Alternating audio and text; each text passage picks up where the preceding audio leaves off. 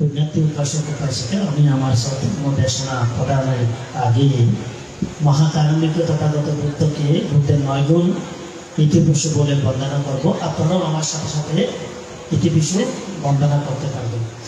ইতিবিশু ভগবা আরহং সম্মা সম্বুদ্ধ বিজয় শরণা সম্পন্ন সোহাতো লোকাবিদো আনকারো পুরিষধম্মা সারথি সাপাদেওয়া মনুষ্যানাং বুদ্ধ ভগবতি।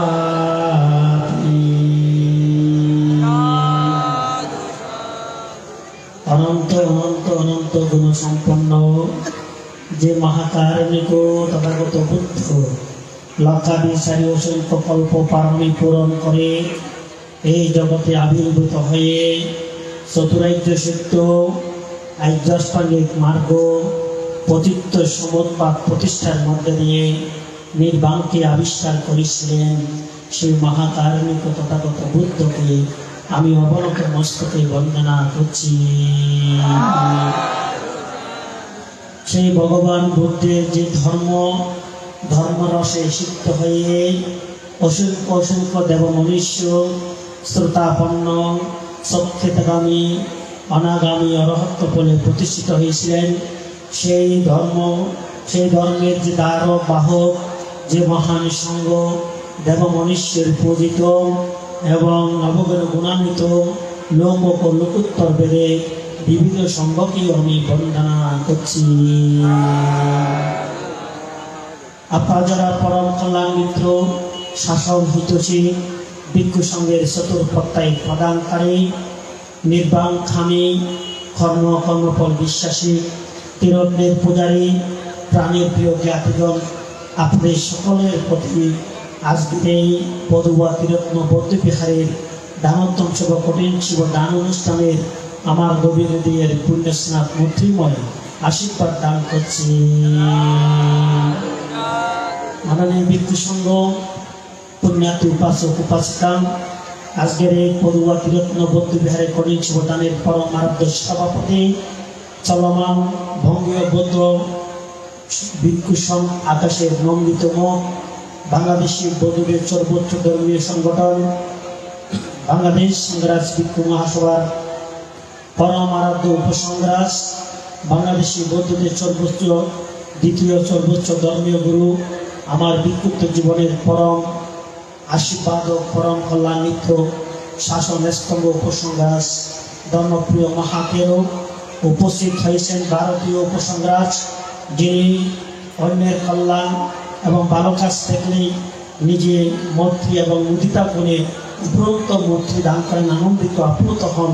সেই পরম সদীয় ধর্মরত্ন মহাতেরও পরম পূজ্য স্পাদক জ্যোতির্ময় মহাতেরও, এখানে আরও প্রাজ্ঞ পণ্ডিত যে ভিক্ষু সংঘ আছে ডক্টর দীপঙ্কর মহাতেরও, ডক্টর সুমনপ্রিয় মহাতেরও এবং আনন্দপ্রিয় স্থবির ধর্মতীর্থ স্থবির, এই বিহারের বিহারোধ্যক্ষ জ্যোতিপ্রিয় স্থবির, এই গ্রামের সাংঘিক কীর্তিমান সন্তান সংঘমিত্র স্থবির প্রমুখ মহান গুরুত্ব মাননীয় ভিক্ষু সংঘের প্রতি আমি নতশিরে বন্দনা করছি।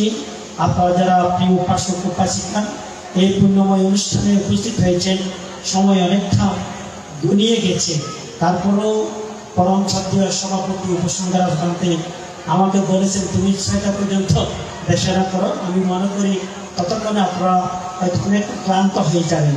প্রিয় উপাসক উপাসিকা, এই পদুয়া তিরত্ন বিহারে কঠিন শিব দানে আসার জন্য গত বছরও এই গ্রামের যে কীর্তিমান সন্তান গর্বিত সন্তান অরুণ বড়ুয়া তিনি আমাকে প্রার্থনা করেছিলেন, কিন্তু আমাকে অস্ট্রেলিয়া কঠিন শিব দানে অস্ট্রেলিয়া যারা অবস্থারত বাংলাদেশি বৌদ্ধরা তাদের নিমন্ত্রণে সেখানে যেতে হয়েছে বলে এখানে আসার কথা থাকলেও আমি উপস্থিত হতে পারিনি।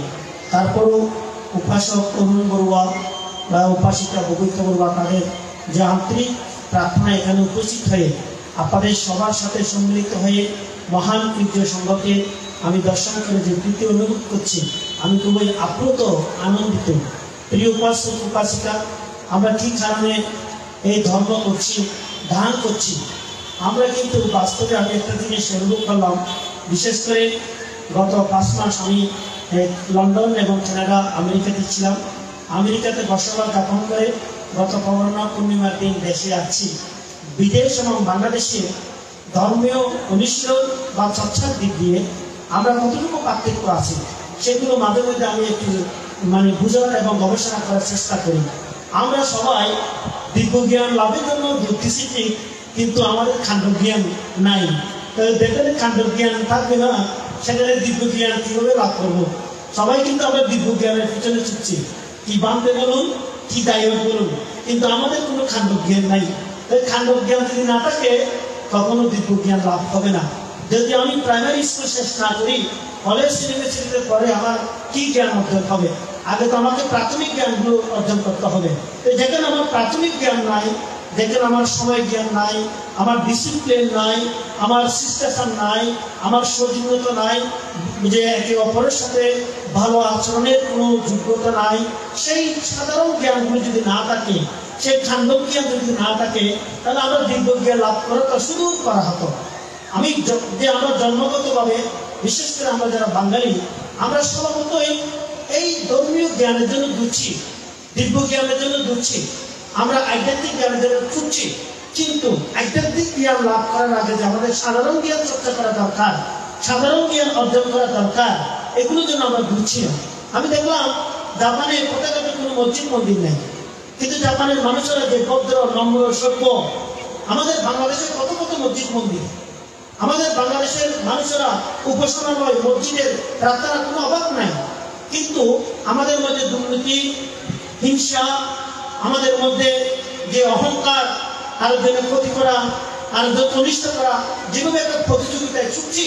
কিন্তু জাপানের কত পথে সেরকম মসজিদ মন্দির না থাকলেও তারা কিন্তু আরেকজনের ক্ষতি করে না, আরেকজন হিংসা করে না, কারণ তারা সাধারণ জ্ঞান, খাণ্ডজ্ঞান লাভ করেছেন। এখন তাদের দিব্য জ্ঞান লাভ করার সময়, যেখানে আমরা সাধারণ জ্ঞান বা কাণ্ডজ্ঞান লাভ করিনি, সেখানে আমরা বুঝতেছি দিব্য জ্ঞানের জন্য। সংবাদ কেন করছি? বলেন দিব্য জ্ঞান লাভের জন্য। হরিন্দিও দান করছি কেন? দিব্য জ্ঞান লাভের জন্য।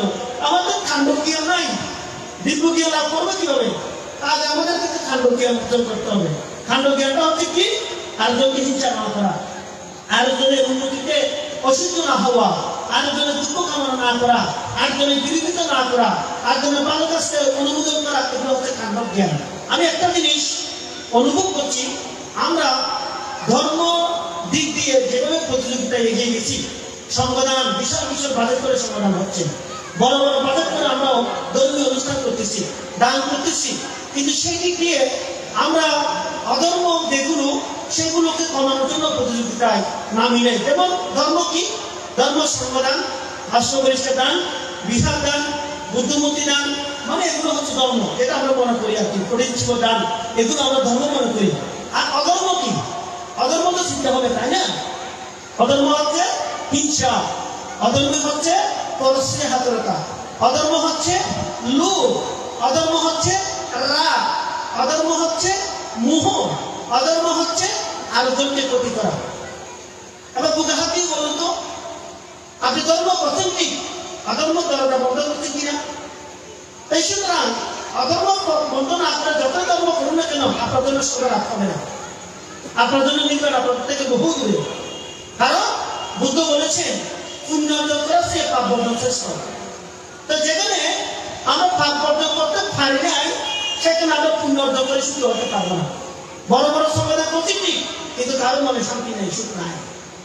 কারণ হিংসা পরিপূর্ণ, মান পরিপূর্ণ, আরেকজনের ভালো কিছু করলে সহ্য করতে পারছি না, অথচ আমি সেই ব্যক্তি বড় বড় দানও করছি, সংবলনও করছি।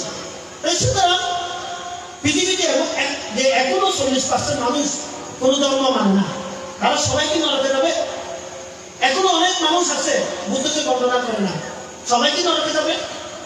এখনো অনেক মানুষ আছে নামাজ পড়ে না, উপাসনা করে না, তারা কি নরকে যাবে? যদি তারা কখনো মানুষকে হিংসা না করে থাকে, যদি কখনো তারা মানুষের অনিষ্ট করে না করে থাকে, যদি তারা কখনো অন্য প্রাণীকে দুঃখ না দিয়ে থাকে, কারো প্রতি না করে থাকে, তারা বুদ্ধিকে বন্ধন না করে সঙ্গে যাবে।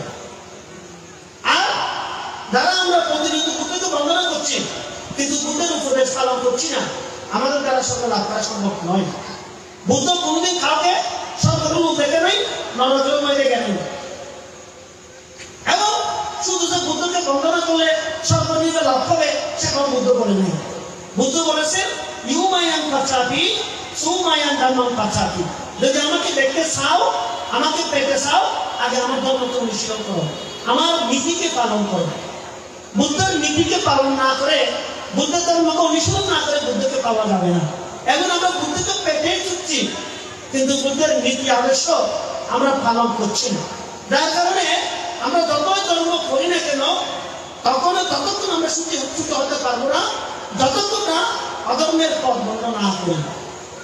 সুতরাং আপনি ধর্ম না করেই স্বর্গে যেতে পারবেন যদি অধর্ম কখনো না করে থাকেন। আপনি ধর্ম না করেও নির্ভর লাভ করতে পারবেন যদি কখনো অধর্ম কাজ না করে থাকেন। এখন আমরা কি করি, বেশিরভাগ ধর্মটাই করি কিন্তু অধর্মটা কেউ বাদ দিচ্ছি না। ধর্ম যেগুলো বাড়ছে, অধর্ম বিষয়টা আমরা সেগুলো বাড়াচ্ছি। তো প্রিয় উপাসক উপাসিকা, শান্তি পেতে চাইলেন যে ত্যাগ স্বীকার করতে হবে। আমি আপ্লুত হয়েছি আজকে উদ্বোধক মহোদয় অরুণ বাবু, আমি আস্তে আস্তে অনেক উদ্বোধনী বক্তব্য শেষ হয়েছে, শেষে এসে দাস শুনছি উনি বলছেন আগামী বছর থেকে বিহারের দত্তবান্তে উদ্বোধনী দেশনা দেবেন। ভিক্ষু সংঘরাই এই ধর্মীয় অনুষ্ঠানের প্রাধান্য থাকবে। এই যে ত্যাগ চেতনা, এই ত্যাগ চেতনা দ্বারা নিজের চিত্ত জগতে শান্তি সুখ উৎপন্ন হয়। তার এই কথা শুনে বুদ্ধ সময়ের একটা কথা আমার মনে করছে, একজন উপাসক বুদ্ধকে গিয়ে বললেন, বুদ্ধ আমি সুখী হতে চাই, আমি সুখ চাই, তা আমি খুবই দুঃখী আছি, আমি একটু সুখ চাই। বুদ্ধ তখন সেই উপাসককে বললেন, উপাসক আপনি যে আমাকে তিনটে শব্দ বলছেন, আমি সুখ চাই, আপনি মাঝে তো লেগে আগে এবং পরের দিকে পারতেন, আমিও পারতেন, চাইটাও পারতেন, মাঝখানে রাখা। কারণ আমি থেকে আমি তো তৈরি হয়, চাওয়া থেকে আকাঙ্ক্ষা তৈরি হয়, আমি তো এবং আকাঙ্ক্ষা দুইটাই দুঃখের কারণ। তো যার কারণে উপাসক আপনি যে আমাকে তিনটে শব্দ বলেছেন, কি বলেছে, আমি বুদ্ধ আমি সুখ চাই, আমিও পারতেন, চাইও পারতেন, অটোমেটিক সুখটা চলে আসবে। কারণ আমি দিয়ে আমির মধ্যে অহংবোধ আছে, আমির মধ্যে মান আছে, এটা আমি করছি, এটা আমি দিয়েছি, এটা আমার দ্বারা হয়েছে, এই আমির মধ্যে দুঃখ উৎপন্ন হয়। সুখের বিপরীত কি, দুঃখ। আমি পারতে এবং চাই, যে চাওয়ার মধ্যে আকাঙ্ক্ষা, চাওয়া যেটাকে ইংরেজিতে বলা ডিজায়ার, যে সবসময় আকাঙ্ক্ষা থেকে দুঃখ উৎপন্ন হয়। তখন আপনি এটা চর্চা করে আমাকে 1 বছর পরে এসে আবার দেখা করবেন যে আপনি সুখ পাচ্ছেন কিনা। তখন বুদ্ধের উপদেশ শুনে ওই উপাসক তিনি বাড়িতে ফিরে যাওয়ার পর আমিও বাদ দিতে লাগলেন, চাওয়াটাও বাদ দিতে লাগলেন। তখন দিন দিন সে সুখে হতে লাগলেন। পরে যখন সে পরিপূর্ণ সুখে হলেন, বুদ্ধের কাছে ফিরে গেলেন যে বুদ্ধ আপনি আমাকে যে মহা ওষুধ দিয়েছেন, সত্যি আমি এখন সুখী। দেখা গেল তার গত বছরের চেয়ে এবছর শরীর হৃষ্টপুষ্ট হয়েছে, চেহারাও খুব সৌন্দর্য হয়েছে, একদম মায়াবী আদরণীয় চেহারা, কি একটু পরিবর্তন। কারণ যার মনের মধ্যে মৈত্রী চর্চা করে, করুণা চর্চা করে, তার চেহারা শরীর সুন্দর হয় এবং তিনি সবসময় প্রীতি আনন্দে পুণ্য আনন্দে অবস্থান করেন, তিনি সবসময় সুখ লাভ করেন। তখন সেই উপাসক আমি এবং ছাই এই দুটো জিনিস থেকে মুক্ত থাকার কারণে তিনি হতে লাগলেন। তো বুদ্ধ বলেন, যারা নির্লোভ নির্মোহ এবং যে নির্দেশ জীবনযাপন করতে পারেন, তারা শুধু সর্বনির্বাচনী সুখ পাবে তা নয়, ইহ জীবনেও তারা সুখী হতে পারবেন। তাই আমরা পারিবারিক জীবনে, ব্যক্তিগত জীবনে, সামাজিক জীবনে আমরা যদি সহনশীলতা, সহমর্মিতা এবং ত্যাগ, ক্ষমা, মৈত্রী এগুলো যদি চর্চা করতে না পারি, এই কঠিন জীবন, এই সঙ্গদান, এই অস্ত্র পরিষ্কার দান আমাদের কাউকে রক্ষা করবে না। আমাদেরকে প্রাথমিক হিসেবে গ্রহণ করতে হবে। পরিবার থেকে আমাদের ছেলে মেয়েদেরকে ভালো উদারতা, মানবিকতা এবং সহনশীলতা শিক্ষা দিতে হবে। কারণ family is the first school of the life. জীবনের প্রথম বিদ্যালয় হচ্ছে পরিবার। অরুণ বাবুর পিতা যারা ছিল তারা সেরকম ত্যাগের প্রমাণ ইতিহাস দেখিয়ে দিয়েছিল বলে তারা সে পিতা পরম্পরা, পিতামহ পরম্পরা তারা সেটা তারা লাভ করেছে। সুতরাং পরিবার হচ্ছে আমাদের জীবনের প্রথম বিদ্যালয়, যেখান থেকে আমরা জীবনের সর্বোচ্চ শিক্ষা গ্রহণ করব। আমি পরিবার থেকে যে ভদ্রতা, নম্রতা, আদর কাজে শিক্ষা গ্রহণ করব, সেগুলো আমরা স্কুল বিশ্ববিদ্যালয়ে সেই শিক্ষা লাভ করতে পারবো না। সুতরাং জ্ঞানী গুণী সন্তান পেতে হলে পিতা মাতাকে আগে শিলবান শিলবতী হতে হবে। মাতা পিতা যদি ধার্মিক শিলবান শিলবতী না হয় তাহলে সন্তানরা কোনোদিন জ্ঞানী হবে না। আমি একটা দৃশ্য আমাকে খুবই বাধিত করেছে। একদিন আমি রামপুরে বসে আছি, একজন সাতমা উপাসিকা, জন্ম তার রাঙ্গামাটি, তিনি চাকরি সূত্রে কক্সবাজার অবস্থান করেন। একদম সকালবেলা চলে যাচ্ছে। তিনি কিছু দামি অবস্থান আছে যেগুলো সচরাচর আমরা ডাইকারে দান করে না। যেমন আমরা ডাইকারে বেশিরভাগ লেসার বিস্কুট, হলদি, চা পাতা এগুলো বেশি দান করে। আর উনি এমন কিছু দামি অবস্থা আছেন যেগুলো বিক্রির সঙ্গে ব্যবহার্য, নেট কাটার, ধানের কটন, পাপস, এমন কিছু দামি বস্তু যেগুলো হবে না। অস্থিতিশীল অবস্থা দান করলে তার চেয়ে বেশি পূর্ণ হবে। কারণ আমি আরো বেশি তিনটা শীল গ্রহণ করলাম এবং লাভ করলাম। আমি যদি তিনটা বেশি শীল নিয়ে যদি দান করি আমার পুণ্যটা নিশ্চয় বেশি হবে। এবং ভাবতে আমি সংকল্প করেছি এই দান করে সামনে আমি মা হতে যাচ্ছি, আমার গর্বে যেন দেবলোক থেকে একজন ভগবান, জ্ঞানী, বিশ্বকোপ বুদ্ধিসম্পন্ন, মেধাবী সন্তানের জন্ম হয়। আমি অবাক হলাম, কয়জন আমাদের গর্ব মেয়ে আছে মা হওয়ার আগে এরকম অনুষ্ঠান করে যে দেবলোক থেকে যেন তার গর্বে এরকম সন্তান আসে, এরকম অনুষ্ঠান প্রতিক্রিয়া করেন। তার এই কথা শুনে যে তিনি যে অশ্বিন নিয়ে দান করতেন, আমরা সব দান করার আগে পক্ষী গ্রহণ করি, কিন্তু উনি দান করলেন অশ্বিন নিয়ে। এটা কেন দান করছেন? বুদ্ধের সময় প্রশ্ন করেছিল দায়িকাদেরকে, হে উপাসক উপাসিকা, বুদ্ধ যদি সারিপুত্র গ্রাম থেকে দান দেয় বেশি পুণ্য হবে নাকি সারিপুত্র গ্রাম থেকে বুদ্ধকে দান দিলে বেশি পুণ্য হবে?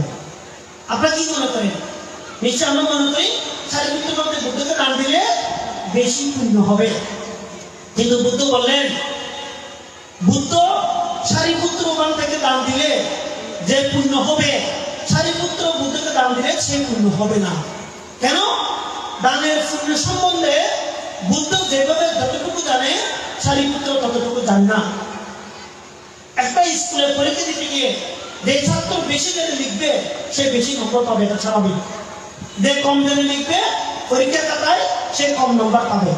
তো দানের পুণ্য সম্বন্ধে, আনিসংস সম্বন্ধে বুদ্ধ যেভাবে জানে সারিপুত্র সেভাবে জানে না। বুদ্ধ উদাহরণ দিয়ে বুঝিয়েছিলেন। একবার যখন প্রশ্ন উঠেছিল কি বুদ্ধের জ্ঞান বেশি নাকি সারিপুত্রের জ্ঞান বেশি, তখন বুদ্ধ বলেছিলেন এই বিশাল আকাশে একটা ছোট্ট চড়ুই পাখি উড়ে যেতে যতটুকু স্থান দখল করে সেই ততটুকু স্থান পরিমাণ সারিপুত্রের জ্ঞান আছে, আর অনন্ত আকাশ পরিমাণ বুদ্ধের জ্ঞান আছে। এভাবে একটা বুদ্ধ উদাহরণ দিচ্ছিলেন। তখন বুদ্ধ বলেছিলেন সারিপুত্র বুদ্ধকে দান দেওয়ার চেয়ে বুদ্ধ যদি সারিপুত্রকে দান দেয় বেশি পুণ্য হবে। কারণ সারিপুত্র বান্ধের চেয়ে বুদ্ধ বেশি প্রজ্ঞাবান, বুদ্ধ বেশি শিলবান, বুদ্ধ বেশি পুণ্যবান। সেই কারণে পঞ্চশীল নিয়ে দান করলে যে পুণ্য হবে, অষ্টশীল নিয়ে দান করলে তার চেয়ে বেশি পুণ্য হবে। ওই উপাসিকা, সাতমা উপাসিকা, এই কারণেই বুঝি পঞ্চশীল নিয়ে দান করার চেয়ে দান করার আগে, দানি উপস্থিত নিজের হাতে কেনার আগে তিনি অষ্টশীল গ্রহণ করেছেন। অষ্টশীল গ্রহণ করে এই দানি উপস্থিত কিনে তিনি দান করার পরে পঞ্চশীল নিয়েছিলেন। তো উপাসক উপাসিকা এরকম ধার্মিক মাথায় তো তিনি জ্ঞানী সন্তান লাভ করতে সক্ষম হবেন। কারণ তিনি সন্তান লাভের আগে তিনি প্রাণালী পূরণ করতে লাগলেন। তা আমাদের যারা মা বাবারা জ্ঞানী মেধাবী সন্তান থাকছে, সেভাবে কি আমাদের মা বাবারা এরকম শিলবান শিলগতি হচ্ছে, পুণ্যবান পুণ্যগতি হচ্ছে? আমরা সবাই ভালো সন্তান চাই কি, কিন্তু ভালো মাতা পিতা হতে চাই না। শুধু আমরা ধার্মিক সন্তান চাই, কিন্তু ধার্মিক মা বাবা হওয়ার কারো ইচ্ছা নেই। আমরা জ্ঞানী সন্তান চাই, কিন্তু মা বাবারা জ্ঞানী হতে চাই না। সুতরাং মা বাবা যদি ধার্মিক না হয়, ধার্মিক সন্তান লাভ করবেন কিভাবে? তো ধার্মিক সন্তান পাওয়ার আগে স্বামী স্ত্রীকে ধার্মিক হতে হবে, পুণ্যবান পুণ্যবতী হতে হবে, শিলবান শিলবতী হতে হবে, নচেত কখনো ধার্মিক সন্তান লাভ করা যাবে না। তো প্রিয় জ্ঞাতিগণ, আমরা এই বাংলাদেশে বাংলার মাটিতে যেভাবে আমরা এমনি জন্মগত সংখ্যালঘু, সেদিক দিয়ে আমরা বিভিন্ন চিন্তা চেতনায় মন মানসিকতাই লঘু। আমি একটা জিনিস বিভিন্ন দেশে গিয়ে খেয়াল করে দেখলাম, আমরা মনে করেন এই Europe, America, Australia, Japan, Korea, যেখানে তারা তাদের মধ্যে শত্রুতা, তারা তাদের মধ্যে টেনে ধরে, তারা তাদের মধ্যে হিংসা বিদ্বেষ। এখানেও দেখবেন যে এখানে আমার মনে হয় না যে এখানে কোনো মুসলমান বমিতে বলবো শত্রু আছে, শত্রু থাকলে বা বিভিন্ন করে তারা বলবো হবে, বুঝছেন? যদি কোনো কেউ টেনে ধরতে চায়, তারা নিশ্চয়ই করবো হবে। অন্য কোনো মুসলিম, হিন্দু, খ্রিস্টান এরা কিন্তু ওইটা অন্য বলবোদেরকে টেনে ধরতে চায় না, ধরতে চায় স্বজাতি সপুত্র, মানে এরাই। এজন্য আমি মাঝে মধ্যে বলি, আমাদের কেন জানি স্বভাবটা মনে হয় কাঁকড়া প্রকৃতি। কাঁকড়া জুড়ির মধ্যে লাগলে কাঁকড়া তারা কোনো জায়গা থেকে উপর উঠতে চায়, তখন আরেকটা কাঁকড়া তার বড় বড় পা দিতে দিয়ে ফেলে ধরে নিচে নামে রাখে দিই, মানে উপর উঠতে দেয় না। হ্যাঁ, যার কারণে গৃহস্থ তখন কাঁকড়াকে বেঁধে চলে ছায়। হ্যাঁ, আর এখন যদি একজন আরেকজনকে সাহায্য করতো, একজন আরেকজনের পিঠে দাঁড়িয়ে তারা অনায়াসে চলে যেতে পারত, মুক্ত হতে পারত। কিন্তু দেখা যায় কাঁকড়া, আপনারা নিশ্চয়ই দেখেছেন, ওই একটা কাঁকড়া যখন ওই দূরের মধ্যে উপর উঠতে চায়, তখন বাকি কাঁকড়ারা ওকে বড় পা দুটো থাকলে কাঁকড়া দুটো বড় বড় পা থাকে, ওই পা দুটো করে টেনে ধরে রেখে দেয়, যাতে উঠতে না দেয় আর কি। তখন সবাই মৃত্যু হতে হয়, সবাই ধ্বংস হয়ে যায়। আমরা যেন সারা পৃথিবীতে গিয়ে দেখলাম, কেন জানি আমি আপনার শত্রু, আপনি আমার শত্রু, অথচ একজন অন্য একটা অবদ্ধ বিশ্বর সাথে আমার শত্রুতা নাই। হ্যাঁ, আমার সঙ্গে সংঘর্ষ নাই, আমার সঙ্গে অন্য কেউ সুখী হতে পারছে, কিন্তু আমার সমুদ্র পদার্থী সেই সুখী হতে পারছে না। অথচ আমরাই অহিংসা জাতির ধর্ম, আমরাই বলে থাকি বুদ্ধের সামনে দিয়ে জগতের সকল প্রাণী সুখী হোক, কিন্তু আমি আমার যিনি পুত্র, আমার যিনি প্রতিবেশী, আমার যিনি আত্মীয়, তার সবটা মেনে নিতে পারছি না। যেখানে নিজের জ্ঞানী, নিজের আত্মীয় সব মেনে নিতে পারছি না, সেখানে বুদ্ধের সামনে মিথ্যা বলি জগতের সকল প্রাণী সুখী হোক। বুঝছেন, এটা একটা মিথ্যা, বুদ্ধের সাথে কি মিথ্যা প্রতারণা। সুতরাং ভিতর থেকে পরিশুদ্ধ হয়ে আসতে হবে। ভিতর থেকে যদি আমরা পরিবর্তন পরিশুদ্ধ না হয়, এই বাহ্যিক অলঙ্কার, ধর্ম, এগুলো নিয়ে আমরা রক্ষিত হবে না। আমরা একে অপরকে অবশ্যই মন্ত্রী দিয়ে, ভালোবাসা দিয়ে, স্বজাতি সপুত্র রক্ষায় যদি বদ্ধপরিকর না হয়, যার যেটা মেধা আছে, যার যেটা গুণ আছে, যার যেটা যোগ্যতা আছে, সেটাকে মেনে নেওয়ার অভ্যাস তৈরি করতে হবে। আমরা সেটা নিজেও মেনে করতে পারি না, আর হলেও সেটাও মেনে নিতে পারছি না। আমি মাঝে মধ্যে দেখি, নিজের যখন এসএসসি পরীক্ষা লেখা দেয়, তখন একজন খুশি হয়ে বলে যে আমার ছেলেটা, মা বলে একটা তার বান্ধবীকে বা জাল প্রতিবেশীকে বলে, আমার ছেলে এ ক্লাস পেয়েছে। এখন উনি কি বলছে শুনি তো আমরা, উনি বলছে ওনার কি বলা দরকার, ওনার বলা দরকার খুব ভালো হয়েছে, আশীর্বাদ করে না। উনি বলে যে ও আমারও একজন, আমার বডি জালে বাইরে একটা রাঙ্গুনিয়াতে ক্লাস পেয়েছে। ওনার একটা বলা দরকার কি, কোথায় দেখেন ওনার বডি বাইরে বউয়ের বন্দি বা বাইজি ক্লাস পেয়েছে। এটা সত্যি কিনা তাও উনি নিশ্চয় করেন। এটা বলার কারণ হচ্ছে ওই যে উনি বলছে আমার ছেলে ক্লাস পেয়েছে, এটাকে ছোট করে দিয়েছে, ঠিক কিনা? এটাকে কি করে নিয়েছে, না করে নিয়েছে, তার মানে সহ্য করতে পারে নাই। ওর ছেলে যে ক্লাস পেয়েছে, এটা সে মেনে নিতে না পারার কারণে কোথায় একটা দেখা দিয়েছে, দেখেন আমি ফোন করে কবে নিতে পারবো না, বুঝছেন? আর আমরাই নাকি বলি জগতের সকল প্রাণী সুখী, খুবই একটা কথা না বুদ্ধের সাথে, ধর্মের সাথে, সঙ্গের সাথে। তো যার কারণে পারছি না নিজে সুখী হতে, পারছি না আরেকজনকে সুখ দিতে। তাই সুতরাং এগুলো যদি আমরা পরিবর্তন পরিশুদ্ধ না হয়, এই ধর্ম এই সংগ্রাম রক্ষা করতে পারবে কিনা আমার যথেষ্ট সন্দেহ রয়েছে। তাই আমাদেরকে ভিতর থেকেই পরিবর্তন আসতে হবে। সেটা কি? একে অপরকে মেনে নেওয়া, আরেকজনের যোগ্যতা, আরেকজনের মেধা, আরেকজনের প্রতিভা, ওইগুলোকে স্বীকৃতি দেওয়া। কিন্তু আমরা কি ভিক্ষু সমাজ বলুন, কি দায়িত্ব সমাজ বলুন, একজন আরেকজনের মেধা প্রতিভাকে স্বীকৃতি দিতে পারছি না, মেনে নিতে পারছি না, সহ্য করতে পারছি না। তাহলে আমরা কোথায় গিয়ে টিকবো, কোথায় গিয়ে দাঁড়াবো? আমাদের প্রজন্মের ভবিষ্যৎ কি, এগুলো আমাদের মাথায় রাখতে হবে। আমাদের প্রজন্মকে যদি শক্তিশালী করতে হলে আমাদেরকে উদার মনে হতে হবে, আমাদেরকে মৈত্রী, ক্ষমাশীলতা, ত্যাগ, মহানুভবতা আমাদেরকে আনতে হবে।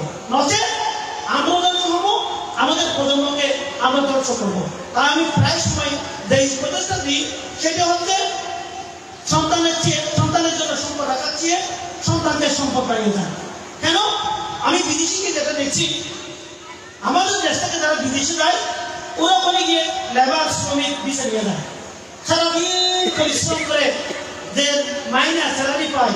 আমাদের পার্শ্ববর্তী দেশ ভারত থেকে দিল্লি যায়, উনি সিইউ, ম্যানেজার, ইঞ্জিনিয়ার হয়ে যায়, আর ওনার একদিনের বেতন আমার দেশের সন্তান যিনি যান উনি শ্রমিক হয়ে যাওয়ার কারণে ওনার একদিনের বেতনের সমান। কারণ কি? উনি এখানে শিক্ষিত হয়ে এখানে তিনি কারিগরি শিক্ষা, অন্য কোনো শিক্ষা লাভ না করে গিয়েছেন। আমরা কারিগরি এবং প্রযুক্তি শিক্ষার দিক দিয়ে আমাদের সন্তানরা অনেক পিছিয়ে। আমাদের মানবরা শুধু ছেলের জন্য গোল্ডেন প্লাস খাওয়ার চেষ্টা করে, শুধু ডাক্তার বানাবে, ইঞ্জিনিয়ার বানাবে। প্রত্যেক মানবার স্বপ্ন আমার ছেলে ডাক্তার হোক, আমার ছেলে ইঞ্জিনিয়ার হোক। কিন্তু আমার ছেলে একজন প্রযুক্তি, কারিগরি দিক দিয়ে বা খেলাধুলা বা বিভিন্ন বিনোদনের দিক দিয়ে একজন প্রতিষ্ঠিত সন্তান হোক, সেটা আমাদের মানবরা চাচ্ছে না। যার কারণে আমরা বেশি কিছু করতে পারছি না, বিদেশেও পাচ্ছি না। আমি বাস্তবতা একটা উদাহরণ দিই। আমি একটা হাই স্কুল গত 2 বছর আগে প্রতিষ্ঠা করেছিলাম, জ্যোতিষের উচ্চ বিদ্যালয়, যেটা শিক্ষা মন্ত্রণালয় থেকে নাম্বার ব্যাংকের থেকে এবং শিক্ষা বোর্ড থেকে প্রাধান্য পেয়েছি। বর্তমান 300 ক্লাস স্টুডেন্ট এবং 12 জন শিক্ষক শিক্ষিকা রয়েছেন। গত বছর আমি একজন আইটি শিক্ষক নিয়োগ দিয়েছিলাম। ওইটা যখন বিজ্ঞাপন দিলাম ওখানে ব্যাপারে, তখন অনেকে এখানে সিভি জমা দিল যে আইটি শিক্ষক হওয়ার জন্য। হ্যাঁ, আমি যেহেতু ওখানকার প্রতিষ্ঠাতা এবং পরিচালনা কমিটির সভাপতি, আমি ওই ইন্টারভিউ বোর্ডে আমি ছিলাম। তখন যারা লিখিত পাস করছে সবাই কম্পিউটার শিক্ষক হিসাবে, আইটি শিক্ষক হিসাবে, তখন তারা যখন মৌখিক দিতে আসলো, ভাইবা দিতে আসলো, তখন আমি বললাম আপনারা তো কম্পিউটার নিয়ে, আইটি নিয়ে শিক্ষকতা করার জন্য আছেন, আপনাদের মধ্যে এমন কি আছেন যে এখানে কম্পিউটার আছে, ল্যাপটপ আছে, আপনার একটা কেউ এখানে নিজের হাতে একটা সিভি বানিয়ে দেন তো ওয়ার্ড বা ওয়ার্ডে গিয়ে? কেউ পারেন না। অথচ 26 জন সিভি জমা দিয়েছে কম্পিউটার শিক্ষকতা করার জন্য, আইটি শিক্ষকতা করার জন্য। নিজের হাতে কম্পিউটারে একটা লেটার, দরখাস্ত, আবেদন, সিভি জমা দেওয়া লিখার মতো কারো যোগ্যতা নেই। কারণ সে পুঁথিগত বিদ্যা অর্জন করছেন, প্র্যাকটিক্যালি বিদ্যা অর্জন করে নেই।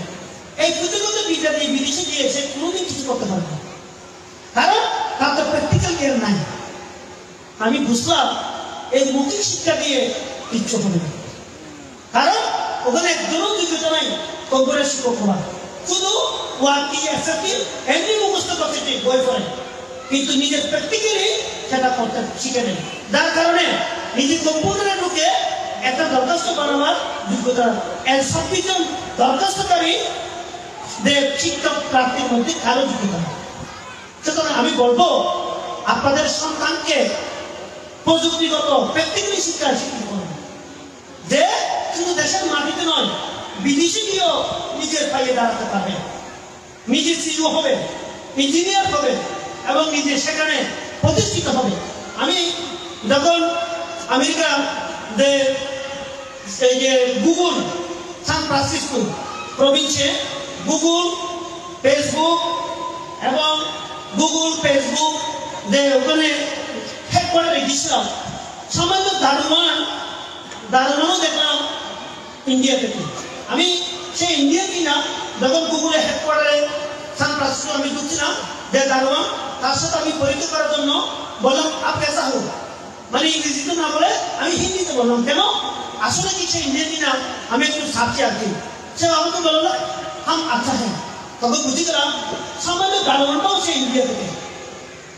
কিন্তু আমাদের বাংলাদেশের সন্তান একজন দারোয়ানও নেই যে গুগলের মধ্যে। তো যার কারণে আমরা কতটুকু পিছিয়ে আছি সেগুলো আমরা বাস্তবতায় দিলে তখন উপলব্ধি করতে পারি।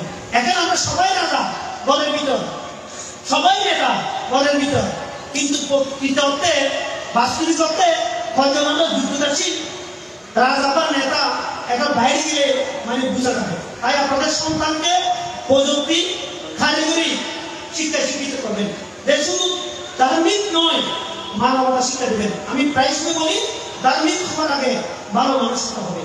ভালো মানুষ যদি হতে না পারে ধার্মিকতা দিয়ে জীবন কখনো রক্ষা হবে না।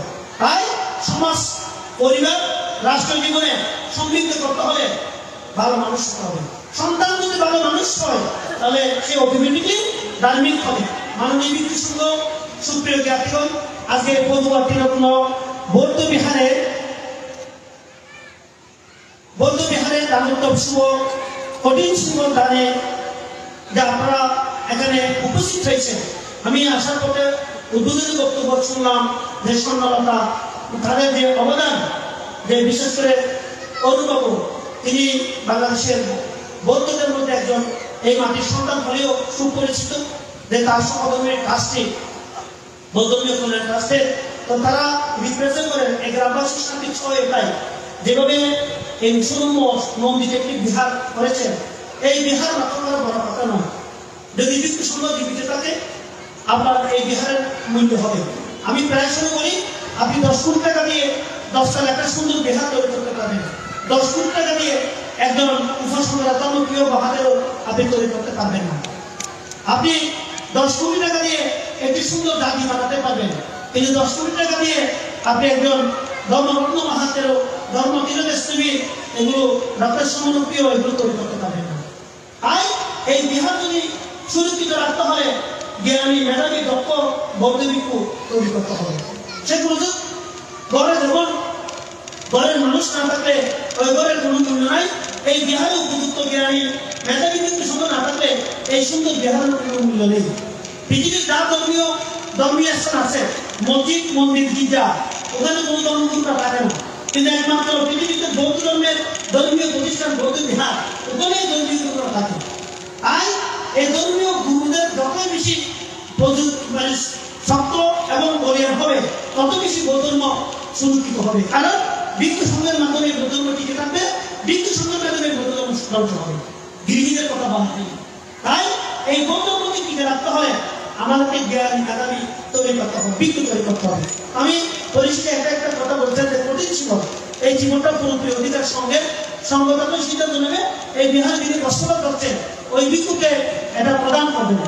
আমরা কঠিন জীবন দানে আমরা যেভাবে আগের দিনে খারাপ দিত পুরোহিত, এখন আমরা অস্ত্র পরিষ্কার দিচ্ছি, কিন্তু আমার যে তালিমটা আমি 8 বছর থেকে যেটা উপলব্ধি করছি সবার থেকে একটা জীবন নেওয়া উচিত।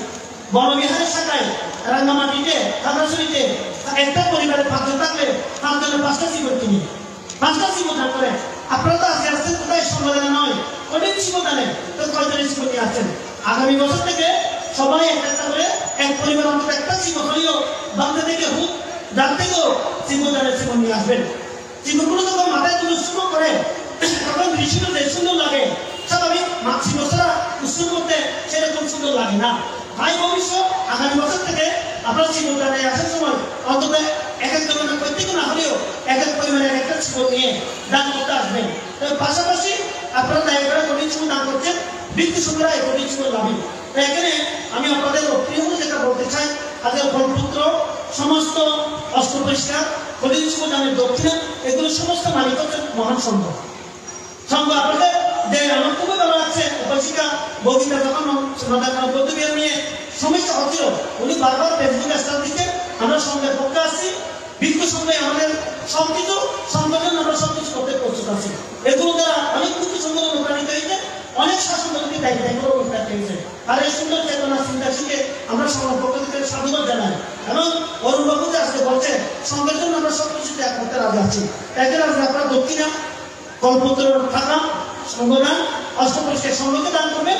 এই সংঘ তিনি তারা যদি তোমাকে এই বিহারে বিহার দিতে দেবেন, কারণ এই যেগুলো আপনারা দান করে পেয়েছেন এগুলো দিকে আপনাদের নাই, এগুলো হচ্ছে ভিক্ষু সংঘ।